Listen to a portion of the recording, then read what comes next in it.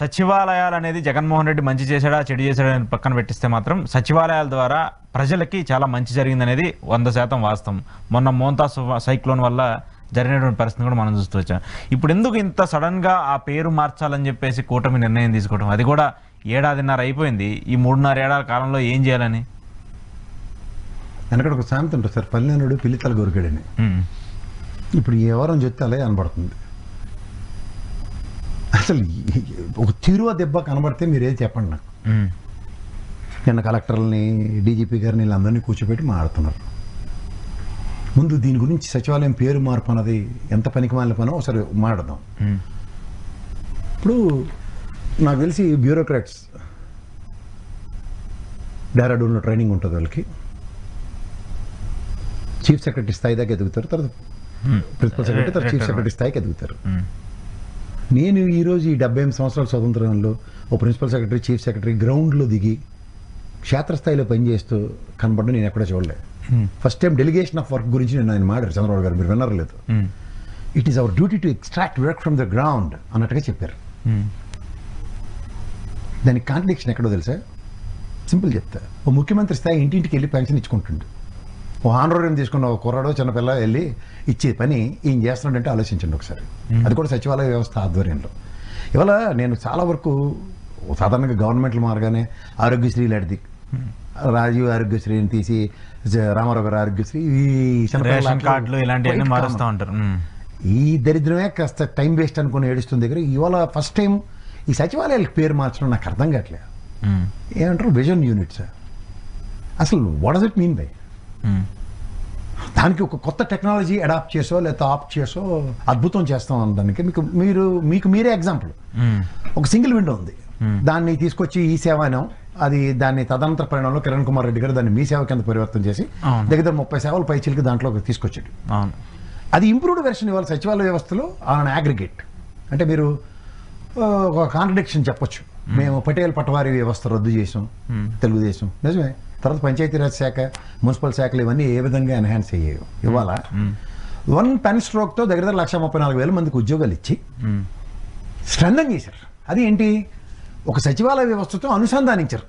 మీరన్న పంచాయతీరాజ్ వ్యవస్థ అనుకోండి, లేకపోతే ఎంఆర్ఓ ఆఫీసులు అనండి, వీటిలన్నింటినీ ఎట్లా, నాకు తెలిసినంత వరకు సచివాలయంలో ఒక అగ్రికల్చర్ సెక్టర్కి సంబంధించిన ఒక ఉద్యోగం ఉన్నాడు, అలాగే సర్వేయర్ని డిప్లాయ్ చేశారు, అలాగే ఆరోగ్యానికి సంబంధించిన ఒక ఎంప్లాయీని రిక్రూట్ చేశారు, అలాగే రైతులకు సంబంధించిన వ్యవసాయ శాఖకు సంబంధించిన రిక్రూటర్. అలా if you really look in కాదంటే అందరూ దాంట్లో రిప్రజెంటేటివ్స్ ఉన్నారు క్షేత్రస్థాయిలో 2,200 మంది ప్రజలకి. సో ఇక్కడ నాకు తెలిసి 5 సంవత్సరాల్లో ఓ పంచాయతీరాజ్ శాఖకు సంబంధించింది కానీ మున్సిపల్ ఆఫీసులు కానీ ఏవి డిస్టర్బ్ అయినట్టు నేను ఎక్కడ వినలేదు, చూడలేదు. లేదా దానికి ఆ వర్క్ వేరు, ఈ వర్క్ వేరు. That's what I'm saying. ఇప్పుడు మీకు పంచాయతీరాజ్ శాఖలో దగ్గర 500 పైచీలకి సర్వీసెస్ ఇక్కడ ఉన్నప్పుడు రాష్ట్ర మొత్తం మీద ఎన్ని సర్వీసులు ఉన్నాయి? మిగిలిన సర్వీసెస్కి ఎగ్జిస్టింగ్ రిక్రూట్మెంట్లు ఏం జరగట్లేదు కదా, ఉన్న వాళ్ళతో పని జరుగుతుంది. ఇది కాంట్రడిక్షన్ ఎక్కడ ఉందో మీ దగ్గర ఉంది. ఎలా ఉందో చెప్తాను. గతంలో కలెక్టర్ గారి దగ్గర స్పందన కార్యక్రమం ఉండేది, అర్జీలు తీసుకునే కార్యక్రమం. జాగ్రత్తగా వినండి, ఇది సెన్సిటివిటీ. ఈ స్పందన అర్జీలు తీసుకునే కార్యక్రమం ఉంటుండగా సచివాలయ వ్యవస్థ ఫంక్షనింగ్లో ఉంది. కంప్లైంట్స్ తర్వాత వాట్సాప్, ఈ సచివాలయ వ్యవస్థకు ఒక నెంబర్ ఉండేది. అంటే ఏంటి, సే ఫర్ ఇన్స్టెన్స్ మీరు ఏదో అర్జీ పెట్టారో లేదా దాని స్టేటస్ మీరు తెలుసుకోవడానికి. ఓకే. బట్ మీరు రాగానే వచ్చిన ఓవర్ యాక్షన్ ఏంటి? వాట్సాప్ గవర్నెన్స్ అన్నారు. జాగ్రత్తగానండి, వాట్సాప్ గవర్నెన్స్ మీరు పెట్టినప్పుడు దాన్ని స్ట్రెంథన్ చేస్తామని కొత్త కథ చెప్పడానికి మాకు ప్రయత్నించినప్పుడు కాంట్రడిక్షన్ అయినా కదా. రెండోది, ఓ ప్రిన్సిపల్ సెక్రటరీ, చీఫ్ సెక్రటరీ స్థాయిలో మీరు గ్రౌండ్ లెవెల్లో you need to make them work. అంటే ఇప్పటిదాకా చరిత్రలో 75 సంవత్సరాల స్వతంత్రంలో ఎవరు పనిచేయలేదా? అందరూ పని చేసుకుంటూనే వచ్చారు కదా. ఇక ఇది కొత్తగా ఈ అభ్యాసం ఏంటి? ఇక్కడ సచివాలయ వ్యవస్థ పేరు మార్పు. దీని ఇంకో విషయం ఆడదాం. స్పందన కార్యక్రమంలో కలెక్టర్ గారు తీసుకునే అర్జీలు ఒక క్యాబినెట్ మంత్రి లోకేష్ గారు ఎలా తీసుకున్నారు? నిన్న 4 గంటల దగ్గర 3-4 గంటల్లో 4,000 అప్లికేషన్. అంటే ఒక్కొక్క అప్లికేషన్ తీసుకోవడానికి ఎంత టైం తీసుకున్నారు? క్యాలిక్యులేట్ చేద్దాం. Less than 1 minute. అంటే ఓన్లీ కాగితం తీసుకుని అది సమస్య దీన్ని చదవడానికి లేదు. ఇప్పుడు 4,000 చదవడానికి అక్కడ జరిగింది, వీళ్ళు రాసింది అలా ఉందిలేండి. నాకు రాసింది అంత ఈ తెలివి తక్కువ మేళం గురించి డోంట్ గివ్ ఎలివేషన్స్. వీళ్ళకి ఎలాగో బుర్ర జ్ఞానం లేని ససవ బ్యాచ్ అంటాం మేము. ఈ ససవ బ్యాచ్ గురించి నాకు బాధ కాదు. ఇక్కడ తీసుకున్న 4,000 అర్జీల్లో క్యాబినెట్ మంత్రి పార్టీ ఆఫీసులో కూర్చుని అర్జీలు తీసుకుంటున్నాడంటే what is the functioning of respect to collectors? What is the functioning of respect to సచివాలయం? What is the functioning of principal secretary chief secretary మీకు పనికి పాబంధకాలు క్రియేట్ చేస్తుంది మీరా మేమా? ఇది ఆన్సర్ చేయమనండి ఫస్ట్. రెండోది, ఒక సచివాలయ వ్యవస్థ త్రూగా పెన్షన్లు ఇచ్చే కార్యక్రమంలో మీరందరూ ఎందుకు వేలు కాలు పెట్టి ఆ ఫంక్షనింగ్ డివైడ్ చేస్తే మీరు పెన్షన్లు పంచుతున్నారు ఎవ్రీ మంత్? వాళ్ళ పని వాళ్ళు చేసుకుంటారు కదా ప్రశాంతంగా. అంటే నేను రెండు విషయాలు చెప్తాను. వాలంటరీ వ్యవస్థ పెట్టక మునుపు ఉన్న, సచివాలయ వ్యవస్థ పెట్టక మునుపు ఉన్న పెన్షన్ పథకం అయితే మీ గవర్నమెంట్లో కూడా ఇచ్చారు. మీరు వెళ్ళి ఇచ్చిన ఉదంతో నేను చూడలేదు. అంటే ఏదో ఫస్ట్ ఇనాగ్రేట్ చేసినప్పుడు 1-2 సార్లు వెళ్ళి ఇస్తే అంతవరకు ఓకే. కానీ ప్రతి నెల పని కట్టుకుని వెళ్తున్నారంటే మిమ్మల్ని మీరు డౌన్ సైజ్ చేసుకుంటున్నారు లేదా? ఒక ముఖ్యమంత్రి చేయాల్సిన పని చేయకుండా వేరే అన్ని చేస్తున్నాడు అనుకోవాలా? అది ఆయన నాకు ఒక వాలంటీర్ తీసుకొచ్చి ఇచ్చే ఒక ఊర్లో పెన్షన్ ఒక గౌరవ ముఖ్యమంత్రి గారు ఇస్తున్నారంటే ఆయన ఎవరు డౌన్ సైజ్ చేసుకున్నట్టు? గతంలో ప్రజల వద్దకు పాలన ప్రభుత్వం వెళ్ళింది నేను చూశాను. కానీ ప్రజల వద్దకు పాలన కార్యక్రమానికి విభిన్నంగా ఇది ఏంది పెన్షన్లు మంచడం, పందేర మంచడం. సరే ఇది అనుకుంటే అంటే నేను ఫంక్షనింగ్కి ఎవరు అబద్ధకాలు క్రియేట్ చేస్తాను అన్నది ప్రాబ్లం ఎక్కడ ఉంచుకొని ఆ కలెక్టర్ల క్లాస్ పీకితే ఓకే. ఇప్పుడు సచివాలయ పేరు మార్పు గురించి మాట్లాడదు.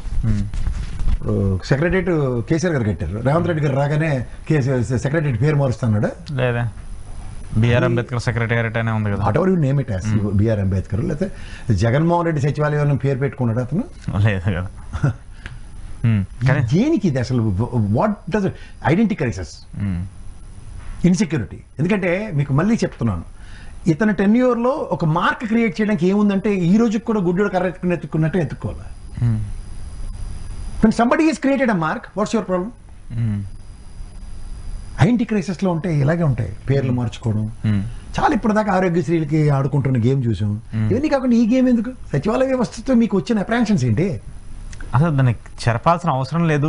ఇప్పుడు కిరణ్ కుమార్ రెడ్డి మీ సేవ పెట్టినప్పుడు నేను కిరణ్ కుమార్ రెడ్డి మీ సేవ నేను ఎప్పుడు చదవలే.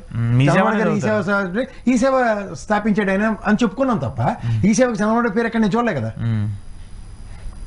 అది గవర్నమెంట్ స్కీమ్ కి ఎవరో పర్టికులర్ గా వాళ్ళ పేర్లు పెట్టుకోవాల్సిన అవసరం లేదు కదా. ఫస్ట్ ఆఫ్ ఆల్ అది ఎందుకు ఇది విజన్? ఇప్పుడు ఆయన పెట్టింది ఏంటంటే విజన్, ఏంటిది విజన్ యూనిట్స్. విజన్ యూనిట్స్ ఎంతమంది చదువుకొని చచ్చిపోయాను విజన్ యూనిట్కి వెళ్తామని చెప్పుకుంటారు ఊర్లో. ఇల్లిటరసీ బిలో పవర్టీలో ఉన్న దేశం ఇది. మీరు వచ్చి ఏదో పెట్టకబుర్లు చెప్పి ట్రంప్ గారు వచ్చినప్పుడు గొడ్లు కట్టేసి మాకు దేశం అభివృద్ధి చెందిపోయిందని మోడీ కథలు మాకు చెప్తామంటే కుదరవు. మేము బిలో పవర్టీలోనే ఉన్నాం. ఆయనే చెప్పాడు ఫ్లోర్ ఆఫ్ ద హౌస్ లో 80 కోట్ల మందికి రేషన్ ఇస్తున్నాను నేనని. నా జనాభా లెక్కల ప్రకారం ఇప్పటికి కూడా మీరు కొత్త జనాభా లెక్కలు పెట్టాలి. ఈ టాగు నుంచి వద్దు, ఒరిజినల్ యాక్యురేట్ ఫిగర్స్ 118 కోట్లే. ఏం చెప్తున్నారు? ఇది అసలు ఉదయ్ విజన్ యూనిట్ అర్థమయ్యే భాష కావాలి కదా. ఇప్పుడు గ్రామ స్వరాజ్యం అన్న మహానుభావుడు ఎవరు? మహాత్మా గాంధీ కన్న కళలు.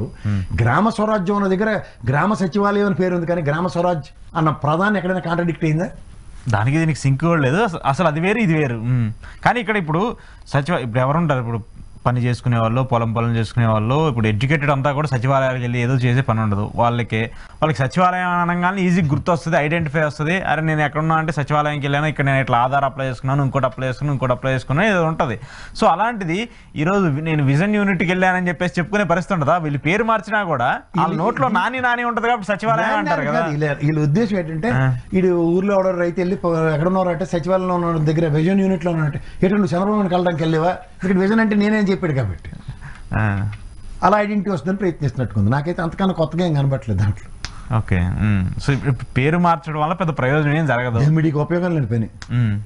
నిన్న కలెక్టర్లో ఏదో ఒక మళ్ళీ కొత్తగా ఏదో ఒకటి సృష్టించారు కాబట్టి దీనికి సంబంధించి పేరు మార్చారు అనుకోవాలా? వాళ్ళకి నాకు నిజంగా సంభ్రమాశ్చర్యాలకు గురండి నేనైతే.